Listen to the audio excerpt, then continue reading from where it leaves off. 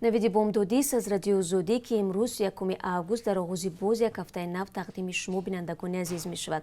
Умедворам рӯзатон бобарор бошад. Соат ба вақти Прага расу 7 субҳ аст. Дар гуфтори ин соат аз ҷумла дар бораи парвозҳо аз Русия ба Тоҷикистон ва баръакс, боздошти ҷавонони тоҷик дар Қирғизистон ва гӯсфанде ки бар ивази $5 миллион ба фурӯш рафт суҳбат мекунам. Аммо нахуст шурӯъ менамоям аз эътирозҳо дар Беларус. рӯзи якшанбе даҳо ҳазор сокини Беларус ба кӯчаҳои марказии Минск баромада дар раҳпаймоии сулҳ ва истиқлол иштирок карданд. эътирозгарон мухолифи ҳукуматдории президент Александр Лукашенко буда 22 рӯз инҷониб аз замони баргузории интихоботи президентии ин кишвар раҳпаймоӣ густурда доир мекунанд. тибқи натиҷаҳои расмӣ дар овоздиҳӣ Лукашенко бори шашум президент интихоб шуд. мухолифин пирӯзии ӯро зери шубҳа гузоштанд. ин эътироз бузургтарин таҳдид ба ҳукмронии 26 солаи Лукашенко арзёбӣ мешавад. Полис дар чанд самт роҳ ба майдони истиқлоли Минскро баста камаш 125 эътирозгарро боздошт намуд. дар маркази вилояти Суғд 50 касро барои риоя накардани қоидаҳои бедоштӣ аз ҷумла надоштани ниқоби тиббӣ ҷарима карданд. дар ин бора дафтари матбуоти ҳукумати Хуҷанд хабар дод. ба иттилои манбаъ, ин афрод дар пайи як амалиёти намояндагони давлат дар бозору марказҳои дилхушӣ ҷарима гардиданд. маълум шуд, то ҳол аксари фурӯшандагон ва харидорон қоидаҳои оддии бедоштиро риоя намекунанд. шаҳрвандон озодона бидуни ниқоб хариду фурӯш мекунанд. тибқи қонунгузории Тоҷикистон, сокинонро барои надоштани ниқоби тиббӣ аз 116 то 290 сомонӣ ҷарима мебанданд. бархе аз сокинон ҳамвора гуфтанд, ки нархи ниқоби тиббӣ гарон аст ва ҳар рӯз наметавонанд онро иваз кунанд. имрӯз тибқи нақша аз Русия ба Тоҷикистон 4 парвози чартерӣ сурат мегирад. 2 парвоз аз Москав ба Душанбе, 1 парвоз аз Сургут ва 1 парвози дигар аз Санкт-Петербург ба пойтахти Тоҷикистон дар назар аст. зимнан ин охирин парвозҳо аз рӯйхати 55 парвози ғайринақшавӣ мебошад, ки аз 16 то 31 август ба шаҳрҳои гуногуни Русия аз Тоҷикистон дар назар гирифта шуда буд. дар бораи парвозҳои нав феълан чизе гуфта нашудааст. дар ҳамин ҳол мақомоти рус феҳристи парвозҳои ғайринақшавиро аз Русия ба Тоҷикистон нашр карданд, ки аз имрӯз то 13 сентябр анҷом мешавад. парвозҳои мазкур аз Душанбе ба Москав, Санкт-Петербург, Самара, Краснодар ва Екатеринбург роҳандозӣ шуданд. нархи билет 400 евро муқаррар гардидааст. мақомоти интизомии Санкт-Петербург монеъ шудани намояндагии созмони маркази тоҷикон ва мулоқоти ҳомиёни ҳуқуқ бо даҳо муҳоҷир дар ин шаҳр шуданд. онҳо сабаби тасмимро ба чораҳои пешгирӣ аз паҳншавии коронавируси нав рабт доданд. Иззат Амон, ҳомии ҳуқуқи муҳоҷирон дар Русия ба радио Озодӣ гуфт, қаблан иҷозаи баргузор кардани мулоқотро дар як майдони варзишӣ аз мақомоти расмии Санкт-Петербург гирифта буданд. ӯ мегӯяд, мехостанд ба суолҳои муҳоҷирон дар бораи иқомат, патент, иҷозаи кор ва масъалаҳои дигари будубош дар Русия посух бидиҳанд. созмони маркази тоҷикон дар Москав фаъол аст ва ба муҳоҷирон ёрии ҳуқуқиву молиявӣ мерасонад. президенти Афғонистон Ашраф Ғанӣ номҳои аъзои таъиншуда ва раҳбарони шӯрои олии мусолиҳаи миллиро эълон кард. ин ниҳод бояд музокироти сулҳ бо толибонро назорат кунад. дар фармони президенти Афғонистон, ки 29 август нашр шуд, 40 нафар ва дар байни онҳо сиёсатмадорон, мансабдорони кунунӣ ва собиқ, раҳбарони ҳизбҳои сиёсӣ ва симоҳои мазҳабӣ ба монанди Абдурасул Сайёв ва Гулбидин Ҳикматёр ба чашм мехӯранд. ҳамчунин 8 зан ва аз ҷумла Сафия Сидиқӣ, фаъоли ҷомеаи шаҳрвандӣ, ба ин рӯйхат шомил шуданд. шӯрои олии амалкардои ҳайати музокиракунандаи сулҳро, ки дар моҳи март аз тарафи Ашраф Ғанӣ таъин шуда буд, муроқибат мекунад. бар пояи созиши Амрико ва Толибони афғон, ки моҳи март дар Қатар бо ҳадафи қатъи ҷанги 19 сола дар Афғонистон имзо шуд, ҷонибҳо мебоист асиронро озод мекарданд.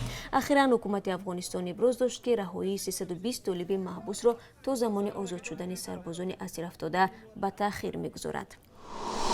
Сафиялло Азизулло, сардори раёсати корҳои дохилӣ дар минтақаи Рашт, аз мансабаш барканор шудааст. сухангӯи вазорати умури дохилии Тоҷикистон дар суҳбат бо радио Озодӣ гуфт, Азизулло ҳанӯз ба мансаби дигаре таъин нагардидааст, вале сабаби барканориро тавзеҳ надод. Сафиялло Азизуллои 58 сола аз моҳи декабри соли 2017 дар ин мақом кор мекард. ӯ дар гузашта ҳамчун сардори хадамоти муҳоҷират ва сардори раёсати мубориза бо ҷиноятҳои созмонёфтаи вазорати умури дохилии Тоҷикистон фаъолият дошт. یک وکیل مدافع در قرقیزستان گفت ماموران امنیتی در این کشور 34 جوان را از دههای بوستون و حسن آباد شهر حصار دستگیر و با عبور غیرقانونی مرز متهم کردند. نزدیکانشان در تاجیکستان تصدیق کردند که واقعا این گروه جوانان 3 ماه پیش برای جمع‌آوری شیر کمال به ناحیه لیلک ولایت بادکند رفته بودند. مقامات امنیتی ولایت بادکند در این زمینه رسما خبر ندادند، اما وکیل مدافع میلز عبدالرحیمов روز 28 август از شهر بیشکک گفت بازداشت نفران زیر حمایتش در میانه‌های ماه ایول امسال صورت گرفته است. عین زمان نام شرکت کارفرما معلوم نیست.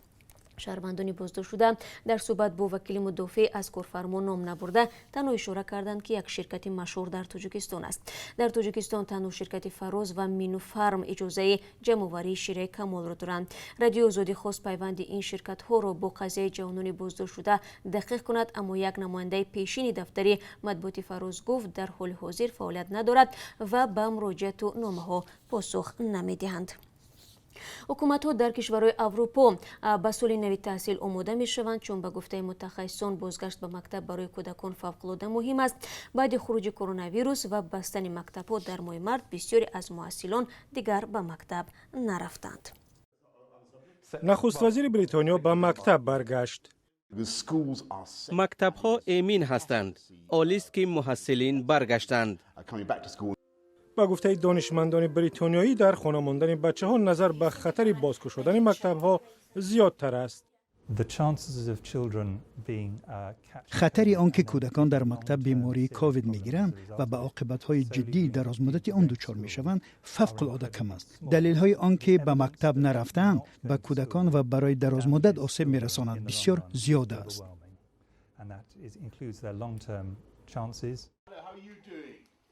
بریتانیا گفت که تمام بچه‌ها به غیر از داخل صنف باید در دیگر گوشه‌های مکتب نقاب پوشند. در فرانسه هم چنین است و کلانسالان و نورسانی از صنف 6 بالا نباید به نقاب گردند.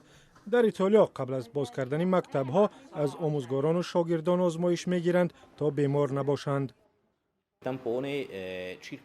معلوم است که در صورت خروج زیاد ویروس در مکتب باید مکتب یا صنف را بست یا کودکان را در خانه نگه داشت. از زمان اوج گرفتن پاندمی در اسپانیا هفته گذشته بلندترین میزان سرایت دیده شد، ولی تلفات بسیار کم است. حکومت گفت ضرور است که مکتب‌ها باز شوند. ما باید به مادران و پدران، پسران و دختران خود و آموزگاران و کارمندان کفالت بدهیم که در محیط امین باشند. متخصصان میگویند تامین کردن محیط امین از ویروس برای کودکان و آموزگاران در صنفخانه‌ها فوق‌العاده مهم است. دلیل ها نشان می‌دهند که سطح سرایت در بین آموزگاران واقعا هم زیاد است. از این رو باید سری محافظت آموزگاران و محصلان اندیشه کنیم، چون با بیرون ماندن 1 میلیون کودک از مکتب ما به بحران آموزشی دچار آمده ایم. تعطیل تابستانه هم به پایان رسید و در اروپا در آستانه باز کردن در مکتب‌ها زیاد شدن بیماری عصبانیت را هم در بین مردم منطقه بالا برده است. آخر هفته گذشته در شتلند گرانترین برای روی عالم به فروش رفت. اتحادیه خواجگی فرمری برای به دست آوردن آن مدل 5 میلیون و 77 هزار سومانی را پرداخت نمود.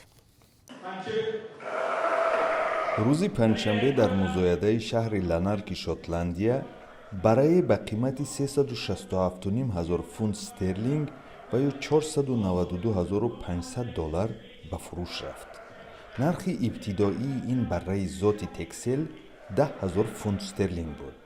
نام این برای 6 ماهه دابل دایموند یعنی الماسی دو طرفه است. او در یک فرمه کنار شهر منچستر پرورش شده است. تشکیل کنندگان مزایده میگویند عادتا نرخ بره از 100,000 پوند استرلینگ بالا نمی رود. گوسفند تکسل اصلا از جزیره همنامی تکسل هلند برآمده است. موشک‌های این ذات گوسفند رشد نموده، گوشتشان یکی از بهترین ارزیابی می شود. در بریتانیا گوسفند تکسل سرخریدار است، زیرا زمستان سرد شتلندیا را بدون مشکل پشت سر می کند.